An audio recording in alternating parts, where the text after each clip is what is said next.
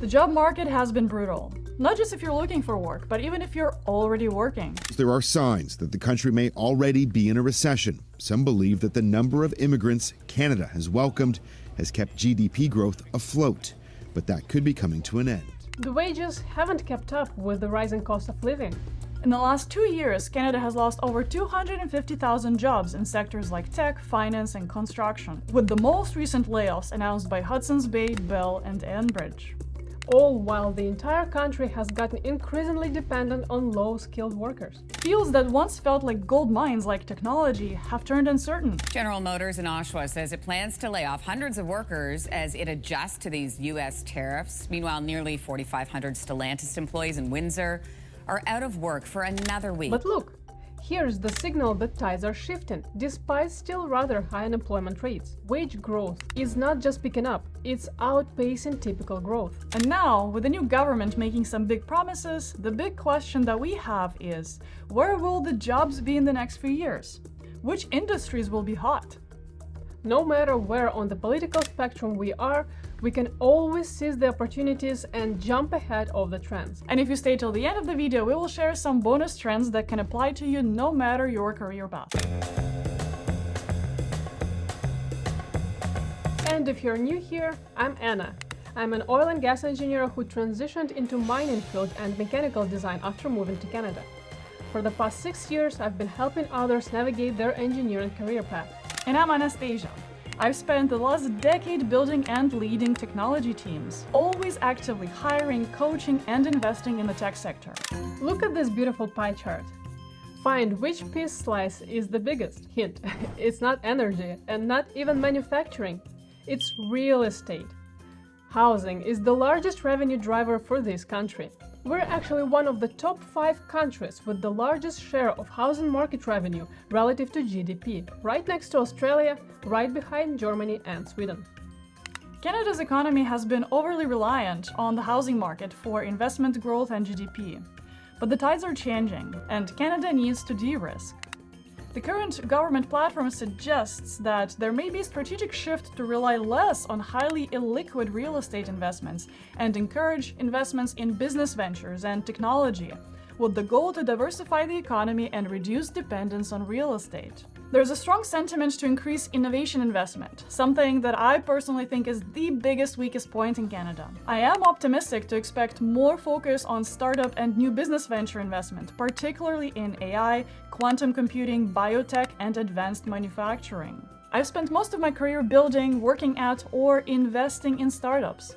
And I'll say that the startup environment in Canada is massively lagging behind the US. Raising early-stage startup capital is near impossible, and even the government-offered grants are so bureaucratic and demanding that it's sometimes easier to make that money yourself than to ask the government to help. Some of the most talented startups and founders that I know routinely decide to target the American market and not even spend time on Canada's market. But you know, there might be hope increasing R&D budget and the refreshed Venture Capital Catalyst initiative worth $1 billion. And look, this isn't much in the grand scheme of things. In contrast, the US federal innovation budget is measured in hundreds of billions of dollars. But whatever Canada has is a start. So if you or someone you know are entrepreneurial, these are the increase the resources that you'll have at your disposal. There may be no better time to have started something than now. Now, here's where the action will happen. AI is a really interesting field to watch. The Liberal platform references to it quite a lot. This word comes up over 20 times throughout their list of promises, and I made it a point to count. It shows up in references to military, marine and biology, broad technology innovation, and it even showed up briefly within the context of the government. Although I bet not everyone in the government will like the idea of being replaced by AI. Let me know in the comments if you like the idea of AI replacing some federal workers. You know, I won't be surprised and even glad if they find a way to leverage AI and satellite imagery to prevent wildfires that are now raging across the Western Canada. Investment into AI infrastructure is about to take off, with some of the most ambitious data center plans unfolding in Alberta and BC.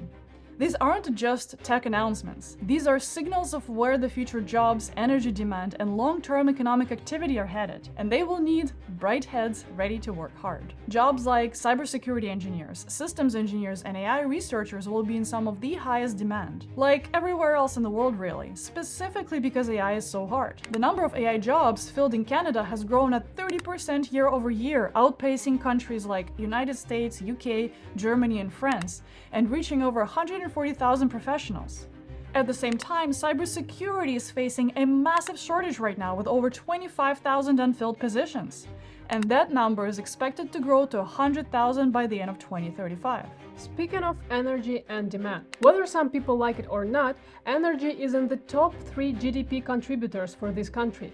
And that only means one thing: ignoring traditional energy completely does no good to anyone. At the same time, there is a healthy understanding that renewable energy is set to become a bigger part of the picture, not just for climate goals, but for economic resilience. That means more investment in wind, solar, hydrogen, and critical minerals, and more jobs tied to those sectors. The smart move here isn't to pick sides, it's to recognize where the momentum is going, assess the ROI, and position yourself where policy, capital, and opportunity intersect. Canada is resource-rich, not just in oil and gas, but in the minerals that are shaping the global economy. Canada is home to over 60 minerals and metals, including 31 that are on official critical minerals list for Canada.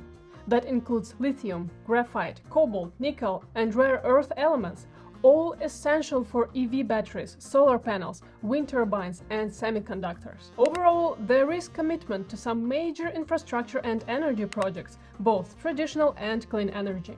So jobs in the energy and infrastructure construction sector are expected to pick up as big construction and consulting firms bid on and win these projects. If you're willing to spend some of your life in the Arctic, like Nunavut or Yukon, that's where the most impactful energy and infrastructure construction and investment will happen. All of these are large and potentially decade-old projects, so the jobs ramp-up will happen only if the fast-tracked project approval is implemented successfully. So let's keep an eye on that. If all goes well, the energy industry will add nearly 45,000 jobs in the next decade. But what's curious is that the clean energy sector is set to have an explosive growth, with some sources predicting nearly 3 million jobs by 2050.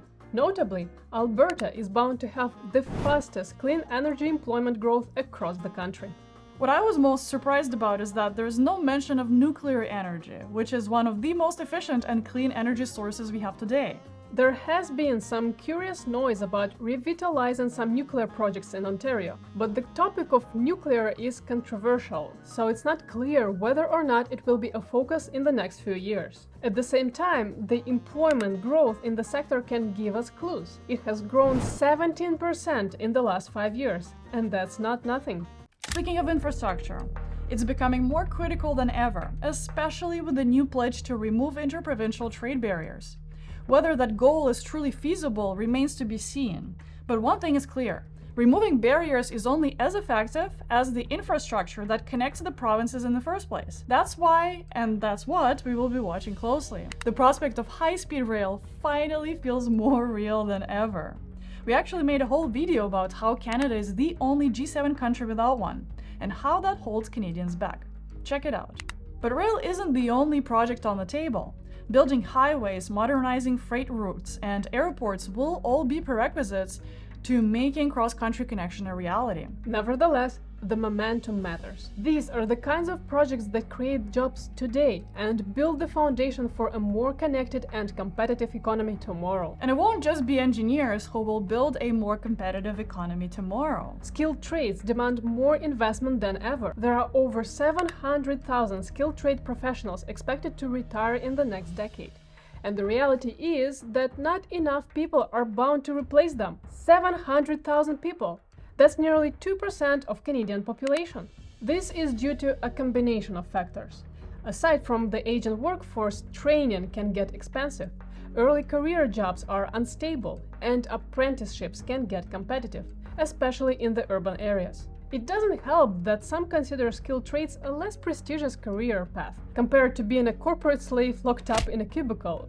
but we beg to differ. Skilled trades is rapidly becoming one of the most vital career paths for the future, where we build a better Canada. Yet, sadly, according to the Statistics Canada, job vacancies in construction, manufacturing, and other trades-related sectors remain among the highest in the country. Economic analysts have warned that this labor shortage could slow down infrastructure projects, housing development, and energy production.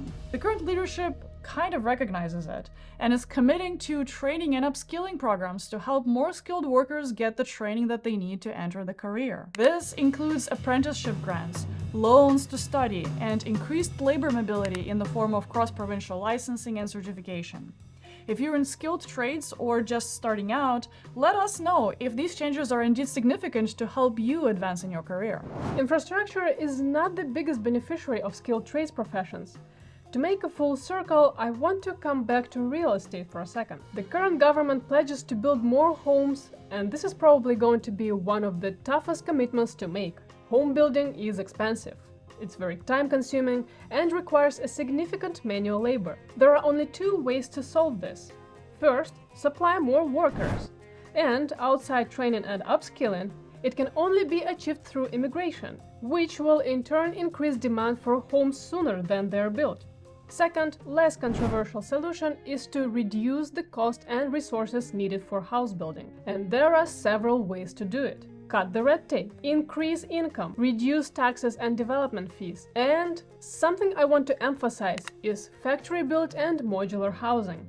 This is really the single most viable solution to build more homes fast. Modular homes are built off-site in a controlled factory environment, which means less weather-related delays, higher quality control, faster construction timeline, and lower labor costs. Compared to a traditional on-site build that can take a year or more, a modular home can be assembled and installed in a matter of weeks. This isn't just theory. It's already happening around the world. Countries like Sweden and Japan build the majority of their homes this way. So while tweaking taxes and policy sounds nice, factory-built housing is the most tangible lever that can move the needle the fastest within the current reality. And this means paying more attention to modular housing and factory building companies. Chances are that their job vacancies will explode soon. If you want a more specific idea of which companies are likely to be hiring in the next few years, we've put a list of sectors and major companies that have showed up in federal contract lists, as well as smaller companies that we're watching. You can use the link below and sign up for our career newsletter. Now back to our trends. What we've covered so far is rather policy and government dependent, which we don't like. Some energy and infrastructure projects can fall through, and the high-speed rail could get stuck in a decade-long feasibility study. And that's not even an exaggeration, because that's already happened. So in this video, I want to highlight a few trends that are happening no matter who's in power and what their agenda is. First, it's not just tech and energy companies that are hiring for digital and green skills. Traditional sectors like agriculture, logistics, and manufacturing recognize the value of sustainability. Think about smart farming, green supply chains, and sustainable manufacturing, even in places you might not expect. Here's another thing you may not naturally expect. We often focus on the big corporations, but it's actually small and medium-sized businesses, startups, and scale-ups that are driving much of the innovation and job growth in Canada. Such businesses account for 97% of all employers in Canada. These companies are nimble, creative, and often at the forefront of adopting new technologies. So if you're looking for a place to make an impact, don't overlook the little guys with less than 100 employees. That's where I spent most of my career at, and I have worked in some of the largest corporations too. But I quickly realized that smaller companies is where the fastest career and income growth is. And also, let's not forget about the next big trend, which is the care economy. With over 1 in 5 Canadians now aged 65 and older, and the senior population expected to double by 2043, the healthcare and elder care are on track for major growth. According to Statistics Canada, the healthcare and social assistance sectors already accounts for over 2.5 million jobs in the country, and it's one of the fastest growing industries here. But this isn't just about doctors and nurses. As healthcare delivery becomes more complex, the system increasingly needs technology professionals for digital health records and telehealth. We also need logistic experts to manage supply chains, and facilities managers to oversee growing networks of clinics, care homes, and rehab centers. If you're looking for a resilient and future-proof career path, the care economy is one to watch, and one that goes far beyond traditional roles. Finally, AI isn't just creating new jobs, it's transforming existing ones in fields like finance, law, and marketing. And even the skilled trades. The ability to adapt, upskill, and embrace digital tools will be crucial no matter what career path you choose. So, where does this leave us? The future is unpredictable, but we can own our future by watching trends and being ready for what's to come. What matters most right now is being aware, staying curious and open-minded, and building the skills that tomorrow's jobs will need. Policies change, governments change, thank God. But our own skill set, talent, and grit remains, always. Whether that means learning something new, switching industries, or finally starting that side hustle you've been thinking about, the world is our oyster. If you found this helpful, make sure to subscribe, drop your thoughts in the comments. We always read them, all of them, almost. And share this video with someone that you think should start preparing for the future now. And don't forget to grab the newsletter link in the description, always packed with extra tips and hiring trends that you won't find on common job boards. If you want to support the work that we do, your support means a lot to us. So if you want to express a little bit of support, the best way you can do that is by joining our YouTube or Patreon membership. Thank you so much for watching, and we'll see you in the next one. Take care.